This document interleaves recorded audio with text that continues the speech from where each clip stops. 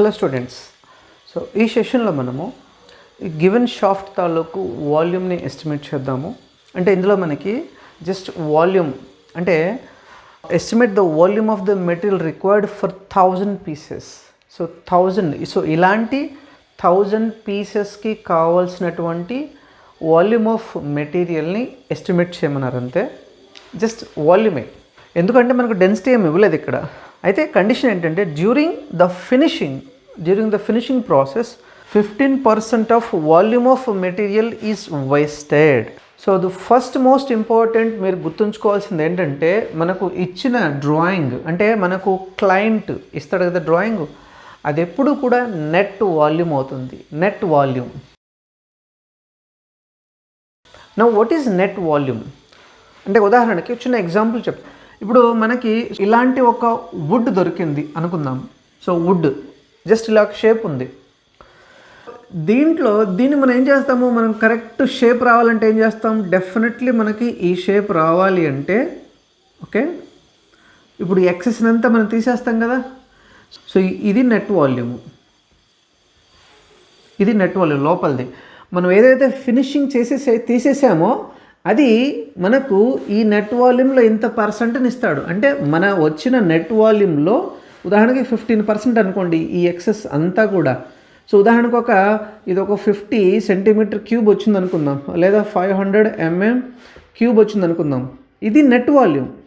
ఇందులో ఇప్పుడు పోయిన మెటీరియల్ ఎంత అంటే అది 15% అనుకోండి. సో ఏం చేస్తాం, 15/100 ఇంటూ ఈ 500 అంటే ఈ 500లో 15%. ఈ పోకముందు దేని మీద ఉంది, నెట్ వాల్యూమ్ మీదే ఉంది, ప్లస్ నెట్ వాల్యూమ్.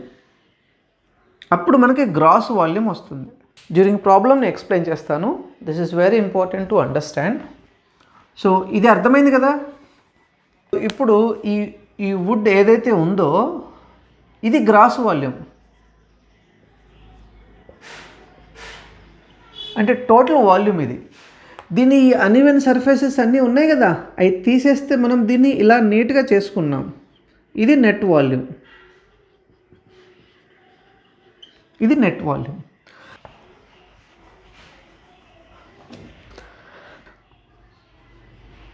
ఫిల్లెట్ మీరు ఇది చేసేయగలరు, ఈ మొత్తం సర్క్యులర్సే. సో ఈ 4 ఉదాహరణకి దీన్ని పార్ట్ 1 అనుకుందాం, ఇది 2 అనుకుందాం, ఇది 3 అనుకుందాం, ఇది 4 అనుకుందాం, ఇది లాస్ట్ పార్ట్ 5 అనుకుందాం. ఫిల్లెట్ని 5 అనుకుందాం, లేదా లోపల రద్దాం. ఇది ఫిల్లెట్ 5 అనుకుందాం. ఫస్ట్ ఈ 4 వాల్యూమ్స్ని ఈజీగా మీరు కనుక్కోవడానికి. So volume V is equal to same π/4 into d² into L. ఇదే ఫార్ములా. ఇక ఈ 4 1 2 3 4. దీని డయా 25, లెంగ్త్ వచ్చేసేసి 37.5. దీని డయా 75, ఈ హైట్ లేదా లెంగ్త్ వచ్చి 12.5. సో దీని డయా 25, ఇది 25, ఇది డయా 12.5, హైట్ వచ్చి ఇది. ఫస్ట్ ఈ 4 నేను ఒకేసారి వేసేస్తాను, లాస్ట్ మనం తర్వాత చూద్దాం. ఓకేనా. π/4 ఇంటూ ఫస్ట్ నుంచి చేస్తాను, డయా 12.5² π/4 ఇంటూ d² ఇంటూ లెంగ్త్ ఎంత 50 plus second one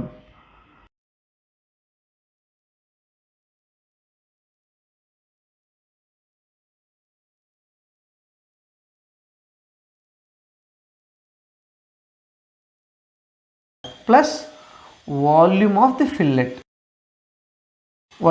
fillet. First ఇవి టోటల్ చేసుకుందాము. 1 2 3 4 ఈ 4 ఎలిమెంట్స్ తాలూకు వాల్యూమ్ ఎంత వచ్చింది అంటే మనకి plus volume of fillet. Right. ఇప్పుడు ఫిల్లెట్ సంగతి చూద్దాం మనం.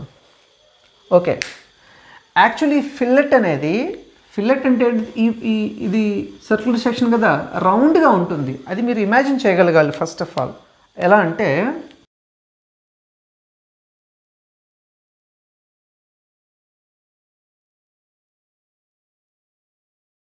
ఇలా అన్నమాట. సో దట్ మీన్స్ ఇది మొత్తం రౌండ్గా ఉంటుంది. అంటే ఇది ఈ బార్ తీసుకుంటే దీని చుట్టూతా ఉంటుంది. సో అది మీరు ఇమాజిన్ చేయగలగాలి. ఓకేనా? అంటే ఫర్ ఎగ్జాంపుల్ ఒక స్క్వేర్ తీసుకున్నాం అనుకోండి. ఫిల్లెట్ అంటే ఒక క్వార్టర్ సర్కిల్ అనమాట. అంటే ఇది ఈ పార్ట్. ఇప్పుడు ఈ పార్ట్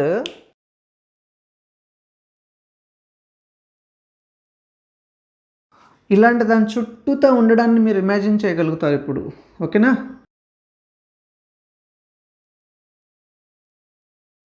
ఇలా చుట్టూ ఉండడాన్ని మీరు ఇమాజిన్ చేయగలుగుతారు. ఓకేనా? సో ఈ లెంగ్త్ ఏమవుతుందంటే ఇది రేడియస్ అవుతుంది. ఈ లెంగ్త్ ఇది రేడియస్, ఇక్కడ నుంచి ఇక్కడికి రేడియస్, లేదా ఇలా కూడా చెప్పొచ్చు, నో ప్రాబ్లం. సో ఇది 25 ఇచ్చారు కదా మనకి. So radius 25. సో మనకు ఏరియా ఆఫ్ ది ఫిల్లెట్ ఎలా వస్తుంది?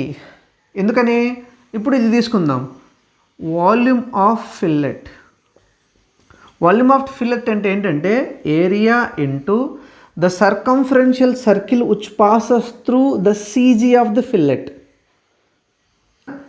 అంటే ఇది రాస్తాను నేను ఫస్ట్.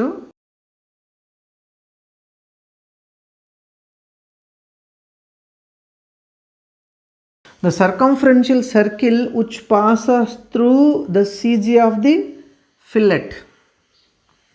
సో ఫస్ట్ మనకు ఇది తర్వాత చూద్దాం. First area of the fillet చూద్దాము. ఏరియా ఆఫ్ ద ఫిల్లెట్ అంటే ఏంటి? ఇప్పుడు ఓన్లీ ఈ ఏదైతే మనం ఈ క్వార్టర్ సర్కిల్ ఉంది కదా, సో ఇది ఇంటూ ఇది ఇంతవరకు ఇది ఏరియా ఆఫ్ ది ఫిల్లెట్. అంటే ఇప్పుడు నేను ఇక్కడ గీస్తాను, ఇది ఏరియా ఆఫ్ ది ఫిల్లెట్, ఇది ఈ పార్ట్. దీని ఫార్ములా ఏంటంటే బేసికల్గా మనకు, so area of the fillet is equal to r² minus πr²/4. So r common తీసామనుకోండి, r కామన్ తీస్తే ఈ ప్లేస్లో 1 ఉంటుంది, ఇది π/4 ఉంటుంది, π/4. దీని టోటల్ ఏమవుతుందంటే 0.215 అవుతుంది, ఇది r². So area of the fillet is equal to 0.215 r². ఓకేనా? ఇది సో ఈ ఏరియా ప్లేస్లో 0.215 r². ఈ r ఏది? ఈ రేడియస్సే. ఓకేనా? రైట్. సో దాన్ని ఒక సైడ్ ఉంచండి. ఇప్పుడు నేను దీన్ని తీసేస్తాను. ఓకేనా? ఐ థింక్ మీరు ఇది ఇమాజిన్ చేయగలుగుతున్నారు. ఇది చెప్పడానికి నేను ఒక చిన్న ఎగ్జాంపుల్ చెప్తాను. ఇప్పుడు మనకి ఎగ్జామ్లో అప్పుడప్పుడు అడుగుతాడు వాల్యూమ్ ఆఫ్ రింగ్ అని చెప్పేసి.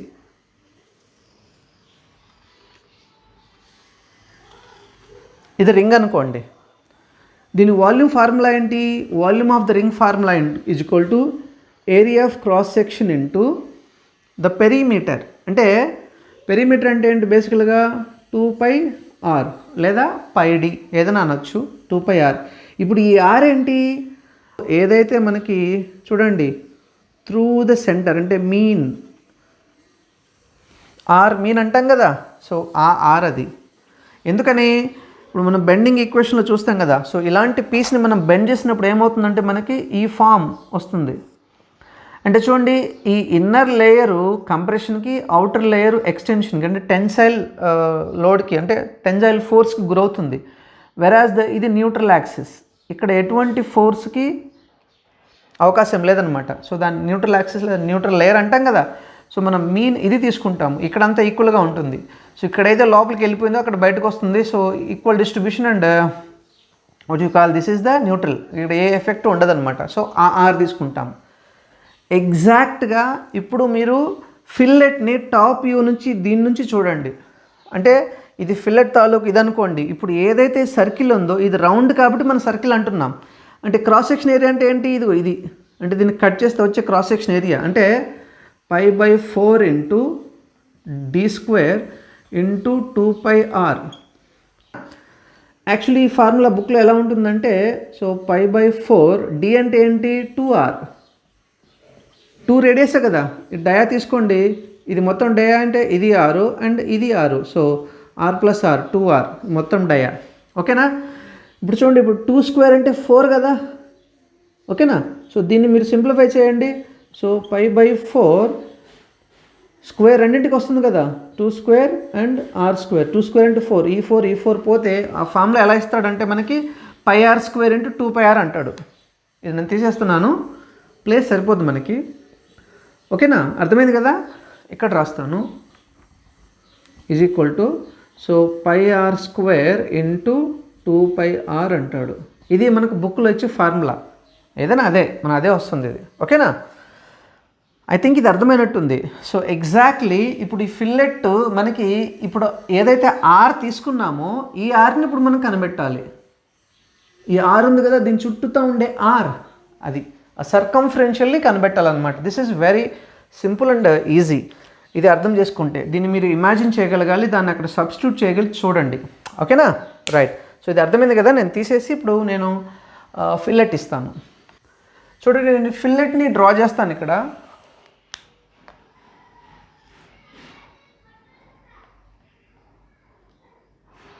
సో మీరు బుక్లో ఉన్నట్టు ఎక్స్పెక్ట్ చేస్తారేమో.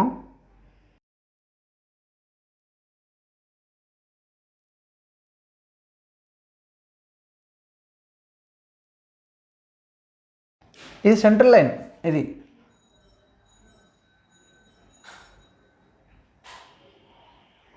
Central axis. ఇది మనకు 25 ఇచ్చాడు కదా, ఇది 25 అంటే ఇది ఎంత అవుతుందంటే 12.5. ఉదాహరణకి ఈ లైన్ని సో ఏబి అనుకోండి, ఈ లైన్ ఏబి అనుకోండి, ఇక్కడ ఉంది అనుకుందాం సిజి, అంటే సెంటర్ ఆఫ్ గ్రావిటీ. ఆ సర్కిల్ ఉంది కదా, ఇలా రౌండ్గా ఉంటుంది కదా, అరౌండ్ దిస్ సర్కంఫరెన్స్. ఓకేనా? అది ఇక్కడ ఉంది అనుకుందాం.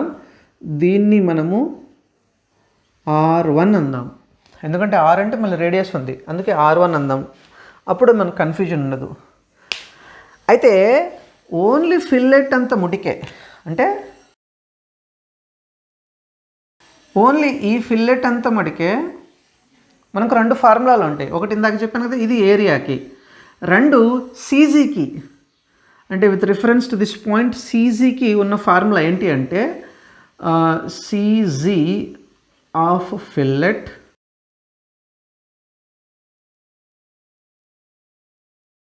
From AB. అంటే ఉదాహరణకి ఇక్కడ నుంచి, లేదా ఇదిగో ఇక్కడ నుంచి, ఇది ఏ ఇది బి అనుకుంటే ఇక్కడ నుంచి ఎంత అంటే 0.223 r. ఈ పొజిషన్కి ఇక్కడ నుంచి ఎంత డిస్టెన్స్ అనేది ఫార్ములా ఇది. ఓకేనా? అంటే మీరు ఇటు నుంచి అన్నా తీసుకోండి, ఇటు నుంచి అన్నది మీరు ఇలా తీసుకున్న, ఇక్కడ నుంచి ఇక్కడ తీసుకున్న పొజిషన్ ఒకటే. అంటే ఇదంతా 0.223 ఇంటూ ఆర్ ఎంత, ఇది ఆర్ అంటే radius, that is 25. So that should be, ఇది మనకి 5.575 mm వచ్చింది. అంటే మనకి ఇక్కడ నుంచి ఈ డిస్టెన్స్ వచ్చింది, ఏబి నుంచి సీజీకి ఈ డిస్టెన్స్ వచ్చింది. ఓకేనా? ఈ డిస్టెన్స్ ఆల్రెడీ ఉంది, ఎంత 12.5. ఓకేనా? ఇప్పుడు R1 ఎంత, R1 ఈజ్ ఈక్వల్ టు ఈ 12.5 ప్లస్ ఈ డిస్టెన్స్ ఎంత వచ్చింది 5.575, 18.1 mm. R1 ఎంత వచ్చింది? నా R1 is equal to 18.1. Okay, right. So ఇప్పుడు ఇది నేను తీసేయచ్చు అనుకుంటాను. ఇది అర్థమైంది మీకు. Have a screen shot and just copy it. So నేను ఇంతవరకు తీసేస్తాను. The volume of the fillet is equal to, area ఎంత వచ్చింది మనకి 0.215 r² into the circumferential circle which passes through the CG of the fillet. Circumferential circle అంటే ఏంటి? Perimeter, చుట్టుకొలత, that is πd లేదా 2πr. 2πr AR R1 ఇది. నేను దీన్ని ఇందాక నేను చూపించినట్టు చూపిస్తే మీకు, ఉదాహరణకి ఇది బార్ అనుకుందాం, ఇది సీజీ అనుకుందాం, ఇలా రౌండ్గా ఉంటుంది కదా, ఇదనమాట. అంటే ఈ సెంటర్ పాయింట్ నుంచి ఇది తీసుకుంటే ఇది R1.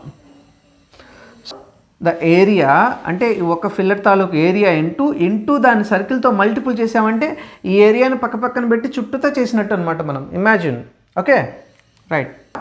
0.215 ఇంటూ 25 స్క్వేర్, R అంటే 25 into 2 into π into R1, that is 18.1. So it should be 15281.88 millimeter cube. ఏది వాల్యూమ్ ఆఫ్ ది ఫిల్లెట్ ఒకటే. ఇప్పుడు టోటల్ వాల్యూమ్ అంటే ఇది కదా, ఇదిని plus volume of the fillet, మర్చిపోవద్దు అది. Total volume TV total volume is equal to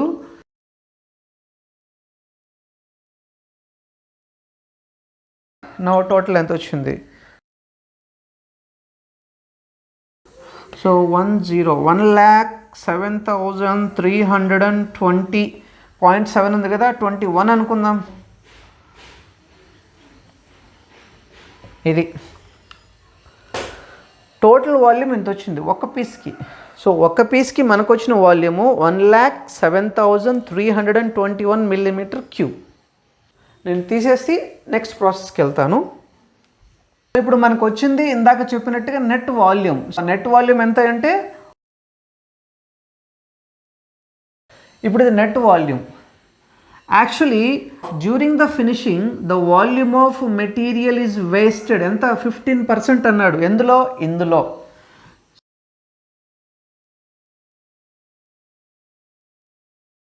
volume of material wasted during finishing ఎంత? 15% of net volume. 15% of net volume. చూడండి ఎంత పర్సెంట్? 107,321 ఇంటూ 15/100. 15% కదా, ఇందులో 15% అన్నప్పుడు ఇలా రాసుకుంటాం మనము. సో ఇదంతా అంటే 16,098.15 mm³ ఆఫ్ మెటీరియల్ మనం ఏంటి డ్యూరింగ్ ఫినిషింగ్ తీసేసాం. ఇలా అనీవెన్ ఉన్నదాన్ని మనం నీట్గా ఫినిష్డ్ ప్రోడక్ట్గా మార్చాలి అంటే సో ఏం చేయాలి? ఫినిషింగ్ చేయాలి. అప్పుడు ఆ ఫినిషింగ్ చేసేటప్పుడు పోయిన వాల్యూమ్ ఎంత అంటే ఇంత. అది మనం ఎందులో చూస్తామంటే నెట్ వాల్యూమ్లోనే చూస్తాం. సో ఇది పోకముందు దేని మీద ఉంది? దీని మీదే ఉంది, అంటే ఇదన్నమాట. అప్పుడు ఏం చేయాలి? Total gross volume is equal to, so అప్పుడు gross volume GV, gross volume is equal to net volume V net plus the volume of the material wasted during the finishing. ఓకేనా? సో ఈ రెండు, ఇది ప్లస్ ఇది add చేస్తే అది total volume వస్తుంది మనకి. ఓకే, సో ఈ కిందది కూడా తీసేస్తున్నాను. So 12,341.9.15 mm³. సో ఇది మనకు వచ్చిన టోటల్. సో mm³ అంటే మనకు ఎక్కువ కనిపిస్తుంది కాబట్టి, సో 12,341.9.15ని సెంటీక్యూబ్లోకి మార్చుకుందామా? మిల్లీమీటర్ నుంచి సెంటీమీటర్కి వెళ్ళాలంటే బై 10తో డివైడ్ చేస్తాం. పవర్ ఎంత ఉంటే అంత ఇస్తాము. సో బై 1000 కాబట్టి 1 2 3 అంటే ఆఫ్ వాల్యూమ్ కావాలి మనకి. ఇది గ్రాస్ వాల్యూమ్, ఇది gross volume per one piece. The volume of the material required for 1000 pieces ఏముంది? 123.419 ఇంటూ 1000, మళ్ళీ ఇదే వస్తుంది. So 123.419 into 1000 cm³.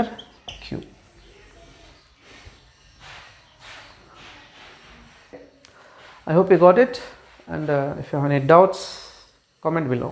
Thank you.